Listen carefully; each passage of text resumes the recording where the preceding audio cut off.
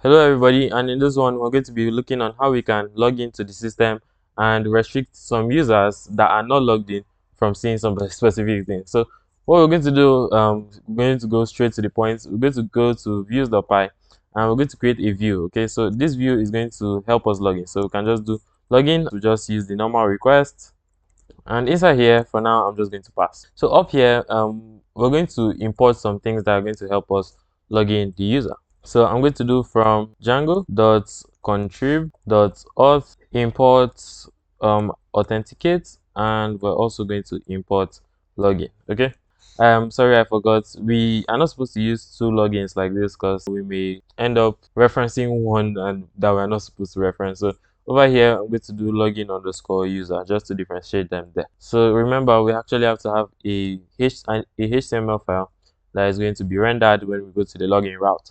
So what we're going to do over here is we're going to copy this index. I'm just going to copy and paste it, and I'm going to right click, go to rename, and I'm going to rename it to login.html. So we come over here again and we're just going to render index.html. Actually, we're going to pass in the request first, then we do index.html. Hopefully, I think that should be good. We go to urls.py so that we can register that route. And here I would like to make this slash sign up. Yeah, so I'm going to do sign up slash, and I'm going to just copy this down here and I'll just do login slash. I think that should be good. Then here I'm going to do views.login user. So hopefully I think that should be good. I'm going to close this out, and yeah, I'm going to run the server right now. So I'm going to do python manage.py run server, and hopefully we'll be able to access that slash login route. So yeah, it has a problem. Okay, it says you didn't return a HTTP response object. I think, okay, yeah, we actually have to return here. So do ret rn return render that. Hopefully, so make sure it reloads the server, then you come over here and rerun. You can see it clearly here. Just to differentiate it a bit, I'm going to go over here and just put the h1 tag, and here I'm just going to do login. Okay, it's now time to actually collect the username and the password and try to authenticate the user. So now I'm going to just copy this because that's just basically collecting it from the front end, and also we collect this post request. So if the request is post, just check all this. You already know what this does.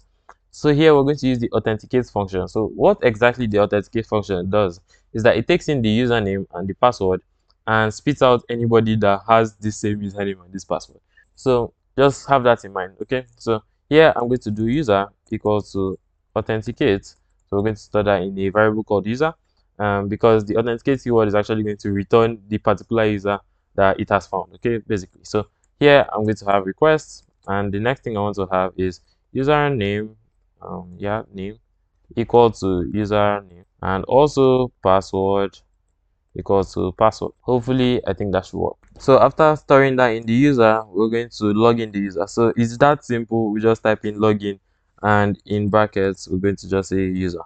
Also, sorry, we actually have to pass in the requests, then we pass in the user. So basically, actually, that is all that we need to log in user. We're actually done. So after logging in the user, we don't want to take the user back to the login page. Sorry, I even forgot this is supposed to be the login page. Login. So we want to take him to like a view account page, basically where we'll show him his balance or something like that. So I'm going to go down here and I'm going to create another view, and I'm just going to call it view underscore account. And here, as usual, we pass in request. Also, we're just going to return something like this. So I'm going to just copy this and put it down here. Then we already have a view account.html, so I'm just going to use that. I'm going to do view dash account. But our view account.html has a post request. I'm sorry, a form inside. So first of all, we're going to get rid of that. And here I'm just going to do h1, and here I'm just going to do balance. That's just like paving a way for us to put in an actual balance. I'm going to come back to that later on, but right now I think this should work. So here we're going to actually redirect to this view account page, but from here you see we are not still taking ourselves to this view account page. So we actually have to create a URL for this, and I think this should be under here. So I'm going to just do .view account, and I'm just going to put this as view slash, I think. So hopefully that should be good. Also, I want to show you something. We can pass in a name here, and we're going to use this name in a second. So I'm going to do name equal to view. I'm just going to leave it as view, I think. So in order to move to that route, we're going to come over here when we're importing render. We just do comma and do redirect. So if you come down again after the login, we're going to do redirect, and we're going to redirect to this name. Okay, so if you go to your urls.py, this name that we put in here, view, we're going to redirect to view. So if we go to our login page and we're going to refresh it, you can see the login just came out. And since our password is davisdev and I do 2012 or 2010 and hit submit, okay, nothing happens. Okay, so it turns out I didn't return the redirect, so I actually have to do that. So return redirect view, and if you come back here and you try to log in, I think davisdev and password, go to do 2010, hit submit, you can see we have view account balance, and Google automatically allows us to save the password. So anyways, hopefully you get the point. Now I want to show you how we can view our balance from here. So if you go over here to your view dash account.html, you can, there's a variable here that you can actually access, and this is using the Django template. Okay, so the Django template allows you to put in some variables from your backend inside the front end like this. So you're going to put two curly braces, as you can see, like this, as I've put here. Then inside here I'm going to do user.balance. User is actually the variable I'm talking about, and it represents the user that is currently logged in, and the dot balance is, well, the balance of that user. So now if I come over here and I think we run this, you can see we have 0.0 here. We can actually increase the amount that we have in our balance. You can do that through the admin panel. I'm going to leave that up to you, but hopefully you get the point now that we can actually access the balance here.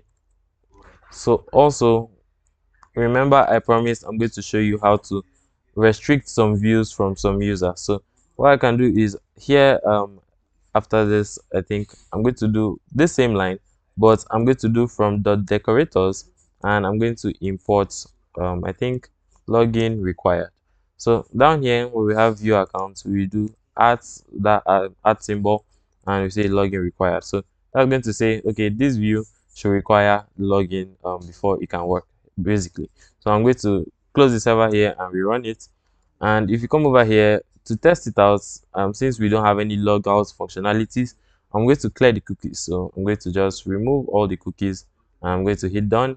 And if I run this now, you should see we have a problem. It's a page not found, because we're trying to get into the view and we are not logged in, and it's not allowing us, basically. In the next video, I'm going to show you how to redirect the user to a login page anytime he tries to access a view that he's not authorized to log into, and also allow the user to log out of the website.